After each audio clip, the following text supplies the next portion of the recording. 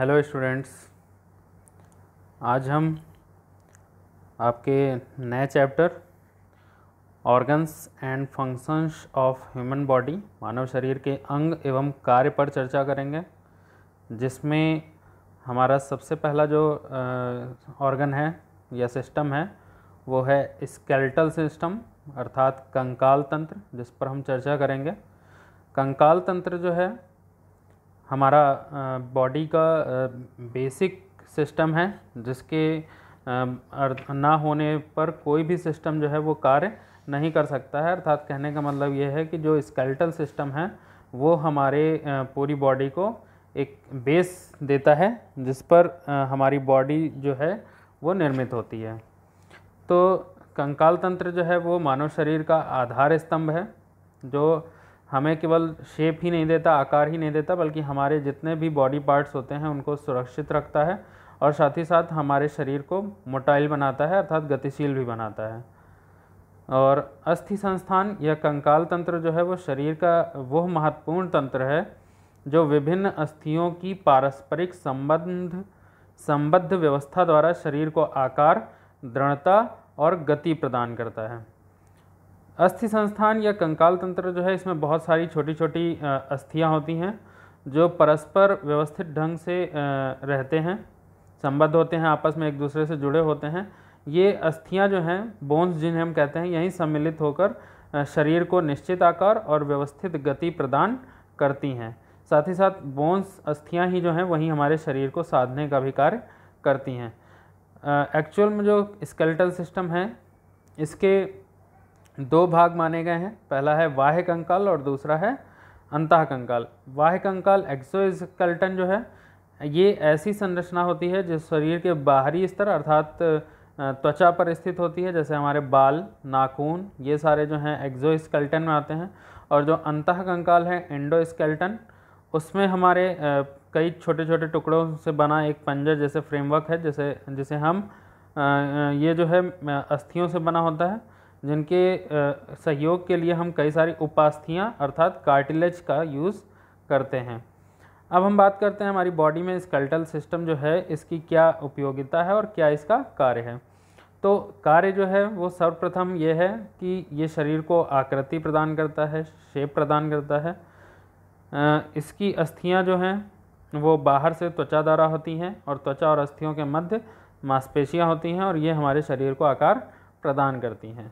दूसरा जो इनकी उपयोगिता है वो है शरीर को गति प्रदान करना, क्योंकि शरीर के विभिन्न अंगों की गति अस्थियों और मांसपेशियों के सहयोग से ही संभव हो पाती हैं, तभी शरीर हमारा गति कर पाता है।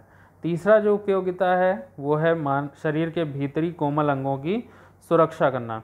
तो ये बहुत ही महत्वपूर्ण है, क्योंकि हमारा शरीर जो है वो कई स्थानों पर हड्डियों से मिलकर एक खोखला सा संदूक अर्थात बॉक्स को बनाती हैं, जिसमें कई हमारे बॉडी के कोमल अंग जो हैं सुरक्षित रहते हैं। जैसे हम देखते हैं हमारे शरीर में, अगर हम ऊपर से बात करें तो खोपड़ी जो है, जिसे हम स्केलेटन सिस्टम का पार्ट खोपड़ी कहते हैं, स्कल, उसमें हमारा मस्तिष्क, ब्रेन जो बहुत ही ज़रूरी है वो रहता है। इसी तरह रिब्स जो हमारी होती हैं, पसलियाँ जिनको हम कहते हैं, जो हमारे चेस्ट पर होती हैं, उनके द्वारा कवर्ड किए गए बॉक्स में हमारा हृदय, हार्ट और फेफड़े रहते हैं। तथा साथ ही साथ रीढ़ की हड्डी और कशेरुक दंड के तंत्रिकीय नाल में रीढ़ रज्जु जो है, बैक बोन मैरो, वो सुरक्षित रहती है। तो इस तरीके से कई अदर इम्पॉर्टेंट पार्ट्स हैं बॉडी में जिनको ये स्केलेटल सिस्टम जो है वो सिक्योरिटी प्रदान करता है। नेक्स्ट है शरीर को दृढ़ता प्रदान करना। बोन्स की उपस्थिति के कारण शरीर में दृढ़ता भी आती है। यदि शरीर में अस्थियां नहीं होंगी, बोन्स नहीं होंगी, तो शरीर में कोई भी चोट या कोई भी पेन सहने की शक्ति नहीं होगी। अस्थियां ही होती हैं तभी हम किसी न किसी बोझ को भी उठा सकते हैं, वरना हमारा शरीर इतना कोमल होता कि हम कोई भी कार्य नहीं कर पाते। साथ ही साथ नेक्स्ट है कि रक्त कणों का निर्माण।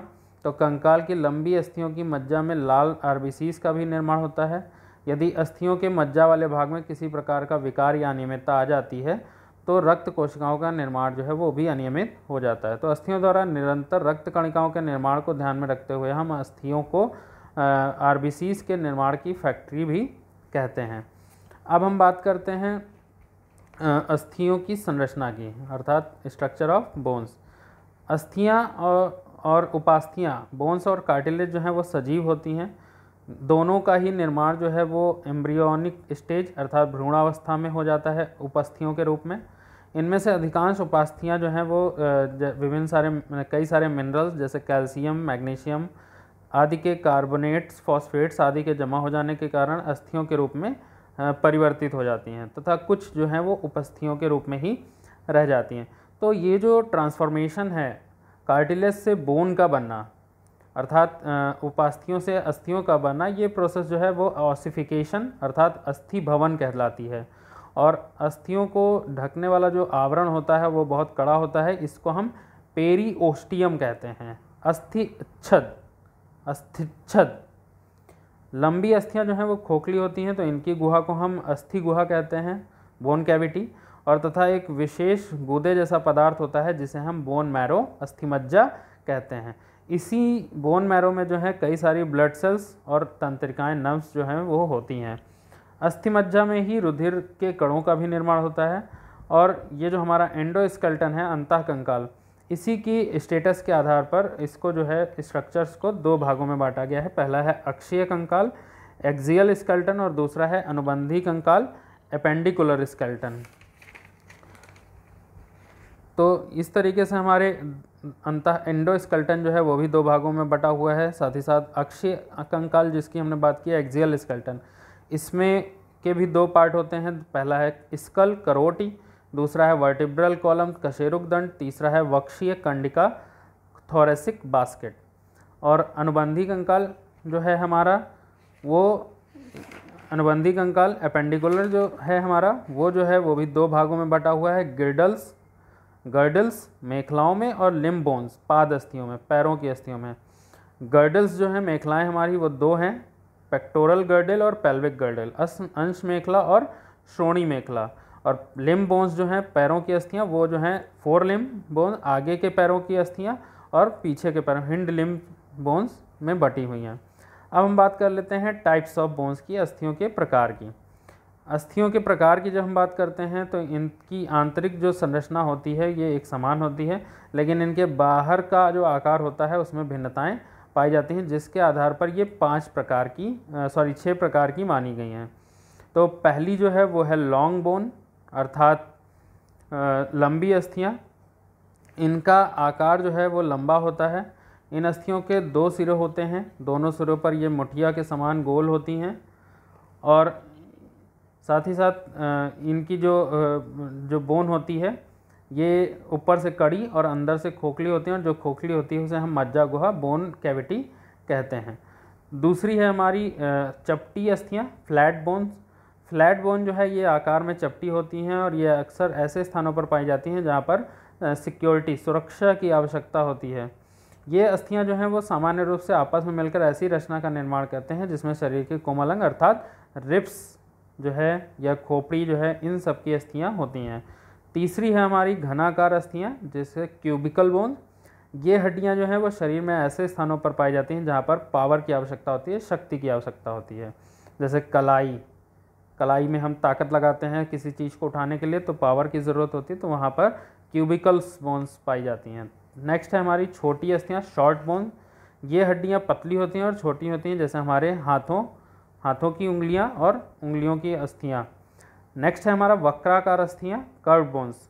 ये इनका आकार जो है वो समान नहीं होता, ये कहीं पर गोल, कहीं लंबी, कभी चौड़ी, कभी नुकीली होती हैं। जैसे फॉर एग्जांपल हमारी रीढ़ की हड्डी या कान की हड्डी या जबड़े की हड्डी। और लास्ट है हमारी इर्रेगुलर बोन्स, विषम अस्थियां।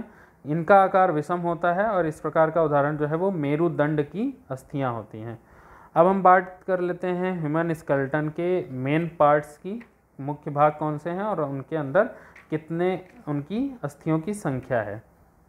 तो इसकी जब हम बात करते हैं तो सबसे पहले हमारा शरीर जो है मुख्य भाग जो है वो 3 है मुख्य भाग।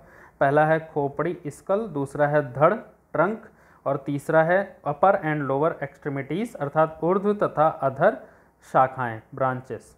तो खोपड़ी जो है वो अंदर से खोखली होती है जिसमें हमने पढ़ रखा है कि मस्तिष्क स्थित होता है। साथ ही साथ इसके अलावा कुछ और भी विषम अस्थियां इसके अंतर्गत होती हैं। खोपड़ी जो है वो 22 अस्थियां होती हैं, इसमें 22 अस्थियों के मिलने से बनती होती है। ऊपरी भाग जो है वो 8 अस्थियों से मिलकर बना होता है, जिसमें हमारा ब्रेन रहता है। और कुछ उसके बाद जो है हमारा चेहरा जो है वो भी हमारा इसमें स्कल में आता है, खोपड़ी में। तो स्कल के भी 2 पार्ट हैं एक तरीके से, हमारा जो ऊपरी सिरा है वो, और दूसरा हमारा फेस। तो इसके बारे में भी हम बात करेंगे अभी आगे। अर्थात कहने का मतलब ये है कि जो हमारा जो खोपड़ी है वो 2 भागों में बटी हुई है। पहली है मस्तिष्क कोश, जिसे हम क्रेनियम कहते हैं, जहाँ पर ब्रेन हमारा रहता है, और दूसरा हमारा होता है फेस, जिसमें चेहरे की हम बात करते हैं। तो जो हमारा जहाँ पे मस्तिष्क होता है वहाँ पर 8 अस्थियाँ होती हैं, और जहाँ पर हमारा चेहरा होता है वहाँ पर 14 अस्थियाँ होती हैं। कुल मिलाकर ये हमारे स्कल में 22 बोन जो हैं वो होती हैं। अब हम बात करते हैं धड़ की, ट्रंक की। ट्रंक जो है हमारा, इसमें ये दूसरा भाग है कंकाल तंत्र का। इसमें टोटल जो अस्थियां हैं वो 64 हैं, 64। इसमें 33 अस्थियां जो हैं वो रीढ़ में होती हैं, और 24 जो हैं पसलियां होती हैं, जैसे हम कहते हैं हमारे 24 पसलियां, जिसको हम कभी कभी अपने शरीर पर गिन भी सकते हैं कि 1 2 3। तो अर्थात कहने का मतलब है कि दोनों हिस्से में होती हैं, तो 12 इधर होती हैं और 12 इधर होती हैं। तो कुल मिलाकर ये हमारी 24 हो जाती हैं। इसके अलावा एक हमारे चेस्ट पर होती है, 2 कंधे पर होती हैं, और 2 हंसली पर, और 2 मेखला की अस्थियां होती हैं, जो मिलकर कुल 64 अस्थियां धड़ का निर्माण करती हैं। इसके अलावा ऊर्ध्व तथा अधर शाखाएं जो हैं, इसमें कंकाल तंत्र के ऊपरी बाहु, अग्र बाहु, हाथ, जंघा, घुटना, पैर आदि की अस्थियां आती हैं। इसमें 60 अस्थियां हाथों या बाहों में, और 60 ही जो हैं वो टांगों या पैरों में होती हैं। तो 60 जो हैं ये इनके हाथों में, 60 पैरों में, 120, और 64 हमारी धड़ में।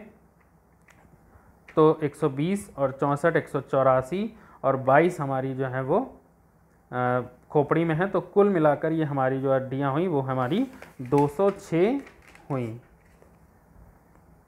अब हम बात कर रहे थे स्कल की। स्कल जो है वो हमारा, इसमें हमने पहले ही बताया कि हमारी 22 अस्थियाँ होती हैं, 8 हमारे क्रेनियम मस्तिष्क कोश में होती हैं, और 14 हमारी फेस पोर्शन में होती हैं। तो जो मस्तिष्क कोश है उसकी हम बात करें तो ये जो है इसमें भी कई सारी हड्डियाँ होती हैं, जिनको कई भागों में बांटा गया है। इसमें क्रेनियम में जो 8 हड्डियाँ हैं ये भी अपनी अपनी हैं, जिसमें पहला है जिसको हम कहते हैं ललाटास्थि, जिसको हम फ्रंटल बोन कहते हैं। ये आप चित्र में देख रहे हैं इस तरीके से, ये हमारा स्कल का डायग्राम है। स्कल में फ्रंटल बोन है जिसको हम ललाटास्थि कहते हैं। दूसरी है हमारी पैराइटल बोन, पार्श्वस्थियाँ। तीसरी है पाश्चादास्थि, जिसे हम कहते हैं ऑक्सीपिटल बोन। नेक्स्ट है संखास्थि, टेम्पोरल बोन्स। उसके अलावा है जतुकास्थि, स्फेनॉइड बोन। उसके अलावा है बहुछिद्रास्थि अर्थात या झरझरिकास्थि, जिसे हम कहते हैं इथमॉइड बोन। तो ये हमारे चेहरे की जो है वो मस्तिष्क के जो पोर्शन है ऊपर जो, जिसे हम सर के तरफ का हिस्सा कहते हैं, उसमें हमारी ये 8 हड्डियां हैं। इसके अलावा फेस की जब हम बात करते हैं, जो सामने हमारा ये राइट साइड में दिया हुआ है, इसमें जो हमारी बोन्स हैं ये हैं, इसमें 14 हड्डियां हैं। 14 हड्डियों में पहला है हमारा अपर जॉ बोन्स, ऊपरी जबड़े की अस्थियाँ। इसमें हम देख रहे हैं कि ये इसके अंतर्गत जो हैं वो 2 हड्डियां होती हैं, ऊपर का तालू का भाग, और वो भी हड्डियों से मिलकर बना होता है। और इसके प्रत्येक हड्डी में 8 गड्ढे होते हैं, जिसके अंदर ऊपर के 16 दांत जो हैं वो लगे हुए हैं, जैसा कि आप चित्र में देख रहे हैं। दूसरा है हमारा निचले जबड़े की अस्थि, जिसके हम कहते हैं लोअर जॉ बोन। इसमें एक ही अस्थि होती है, एक ही हड्डी है। इसमें भी नीचे के जो 16 दांत हैं वो लगे होते हैं। उसके अलावा है चिक बोन, गाल जो है हमारे कपोल, जिसे हम कहते हैं साइंटिफिक लैंग्वेज में गाल या कपोलास्थियाँ, चिक बोन। इसमें भी संख्या में 2 तरह गाल होते हैं, तो 2 अस्थियाँ होती हैं। नेक्स्ट है हमारा तालू की अस्थियाँ, पैलेट बोन। इसमें ये भी संख्या में 2 होती हैं। तालू भी हमारे 2 होते हैं, ऊपर और नीचे, आगे और पीछे। नेक्स्ट है हमारा नेज़ल बोन, नाक की अस्थियाँ। इनके मध्य में जो हम देखते हैं कि नाक के दोनों नथुनों की बाहरी दीवार जो इसमें मतलब डिफ्रेंशिएट किया जाता है, दो हमारी छेद होते हैं, तो ये भी दो हैं संख्या में। इसके अलावा है हमारी स्पंजी अस्थियाँ, स्पॉन्जी बोन, ये नाक के अंदर का भाग बनाती हैं और ये सीप के समान होती हैं, ये भी संख्या में दो होती हैं। इसके अलावा अश्रु अस्थियाँ, लैक्राइमल बोन, जिनका संबंध आंसू से होता है, ये भी संख्या में दो होती हैं।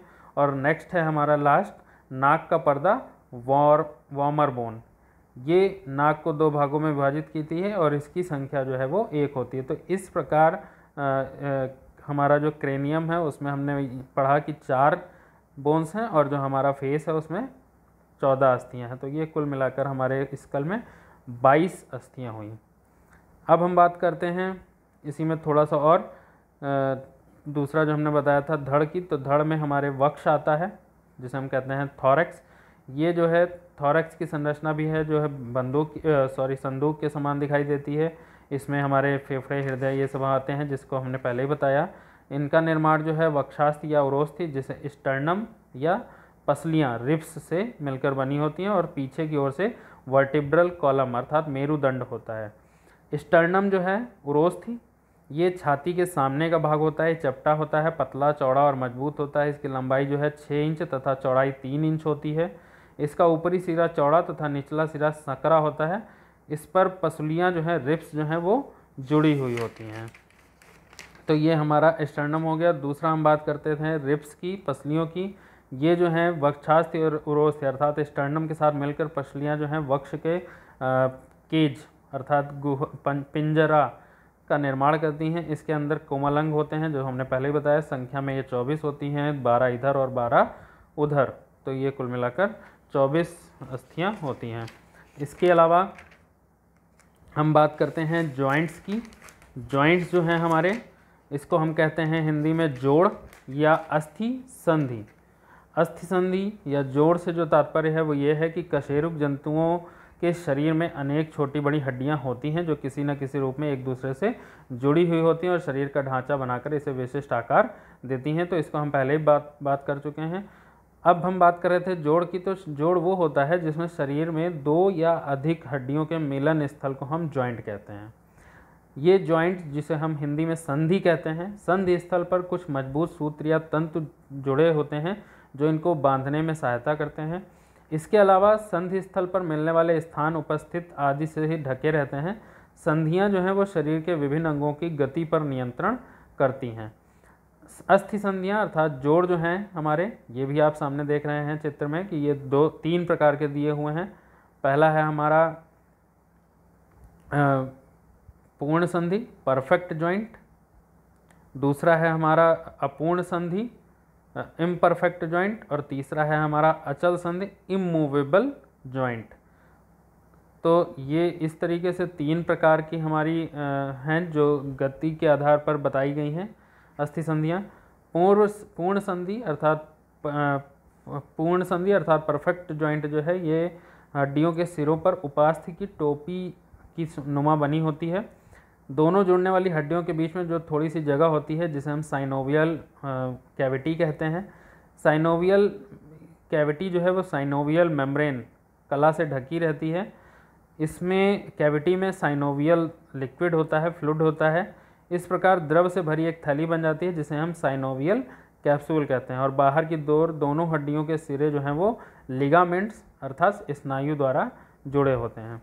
दूसरी हमारी जो जॉइंट है वो है अपूर्ण संधि इम्परफेक्ट जॉइंट। इस प्रकार की संधि में दोनों हड्डियां केवल उपास्थियों द्वारा एक दूसरे से जुड़ी रहती हैं। इनमें गति बहुत ही सीमित होती है। दोनों प्यूबिस हड्डियों के बीच ऐसी ही संधि होती है। इसके अलावा तीसरी है हमारी इमूवेबल जॉइंट अचल संधि। इसमें हड्डियां C1 सूचर्स द्वारा परस्पर जुड़ी रहती हैं और हिलने डुलने में असमर्थ होती हैं, इसलिए हम इसे अचल संधि मतलब जो चल ना सके उसे हम अचल संधि कहते हैं। खोपड़ी की जो हड्डियां होती हैं उन्हें चलना नहीं होता है, इस वजह से इसमें जो है अचल संधि या इमूवेबल जॉइंट हम कहते हैं। ये जॉइंट्स के प्रकार दिए हुए हैं, इसमें क्या क्या एग्जाम्पल किसके हैं वो भी सारे दिए हुए हैं। कौन सा किस तरीके की हड्डियाँ हमारा मूवमेंट करती हैं और वो कहाँ पर स्थित होती हैं, जिसके माध्यम से हमारा शरीर के विभिन्न अंग जो हैं वो गति करते हैं। सभी के कार्य इसीलिए निर्धारित हैं क्योंकि सभी अंगों से हर तरीके का कार्य नहीं किया जा सकता। जिस अंग से जो कार्य किया जा सकता है उस प्रकार की हड्डी उसमें निर्मित है और वो वैसे ही कार्य करती है। अगर हमारा हाथ हमारी तरफ की ओर मुड़ सकता है तो कभी भी वो दोबारा अपोजिट साइड मुड़ नहीं सकता है। इसी तरह हमारा पैर की भी हम हड्डी देखते हैं कि पैर जो है हमारा वो भी पीछे की ओर मुड़ सकता है, लेकिन कभी बस उतना ही हिस्सा मुड़ सकता है, उसके ऊपर अगर हम उसको मोड़ने की कोशिश करें तो वो मुड़ नहीं सकता। इसके अलावा कुछ डिजीज़ेस जो हैं वो स्केलेटन सिस्टम की दी हुई हैं, जिनका नाम हम अक्सर सुनते हैं। लोग कहते हैं कि हमारे जॉइंट्स में पेन हो रहा है, हड्डियों में दर्द हो रहा है, उसके लिए कई सारी डिजीज़ेस हैं। ये आर्थराइटिस है, ये छोटे छोटे से इन लोगों के बारे में डिटेल दी हुई है, जिसे हम बर्साइटिस कहते हैं। लोकल पेन होता है, हल्की सी स्वेलिंग होती है। तीसरी है टेंडोइनाइटिस, इसमें भी जो गति होती है, गति करने जो होता है वो बहुत दर्द वाला होता है। ज़्यादातर टेंडोनाइटिस जो है वो ओवर यूज़ के कारण होती है। कार्पल टनल सिंड्रोम, इसमें भी हमारा जो है ये मिडिल फिंगर इंडेक्स जो उंगलियों में दिक्कत होती है उसमें होता है। ऑस्टियोपोरोसिस, ये सारा चीज़ें पोरस बोन्स वगैरह दिया हुआ है, फ्रैक्चर्स जो भी होते हैं हिप्स में, रिट्स में जो भी, वो हमारे ऑस्टियोपोरोसिस कहलाते हैं। अगली वीडियो में हम बात करेंगे मस्कुलर सिस्टम की।